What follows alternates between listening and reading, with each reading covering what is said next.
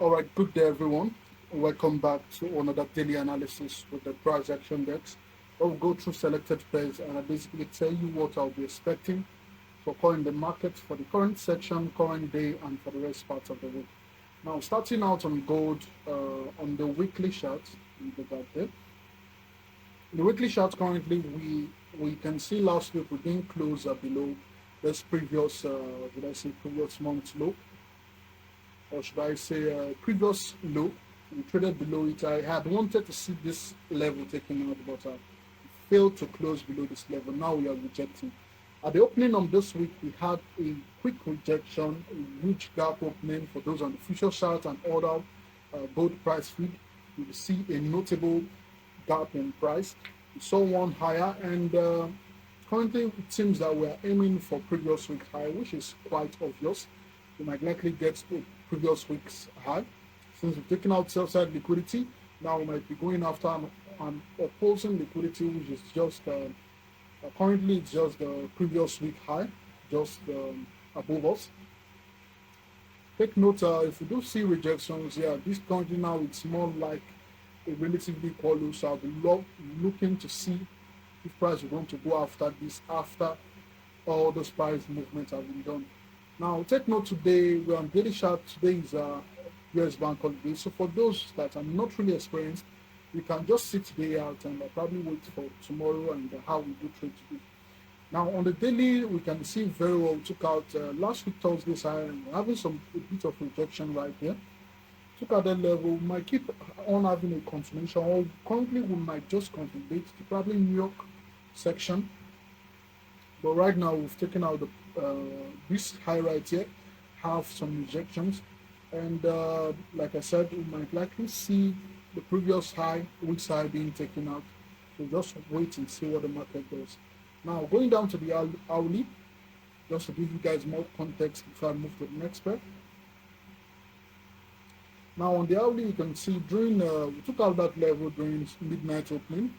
And during Asian section, we had a little bit of retracement. Personally, I'm not expecting much move to occur during London section, as we might have a retracement. Take note, I'm going to use this as a range from this low right here to this side. This is equilibrium price. We might likely trade back into equilibrium price, or possibly we might trade back into equilibrium price. The best case scenario is that we trade higher. And also take note, I would advise you guys to chill to New York. If you really want to trade today, hold to New York, as I won't be expecting much reasonable, or should I say clean move during London section for now. So now, going straight to silver. Let's see what silver has. So silver right here, we've not yet taken out the previous week high. Still, we've not taken out the previous week low as well. So we have that same push on silver, nothing major. Still looking forward to seeing price go after sales and liquidity. So we're keeping an open mind. We want to see how we do trade. Do trade and close below this side. We keep on seeing some pullbacks on silver going into the next days. We might see some pullbacks higher. Not a reversal still, but let us see how it goes. And last but not least, we have the dollar index. The only pair currently, I have a clean and clear batch as well as a good as well. So take note, this is something I would want you guys to give a great deal of significance. This level right here, volume imbalance, the liquidity void I outlined here. So the guys, I would want to see price trade to fill that level. Take note of where price stopped at the point. We traded back to just fill that liquidity void, and we've rejected.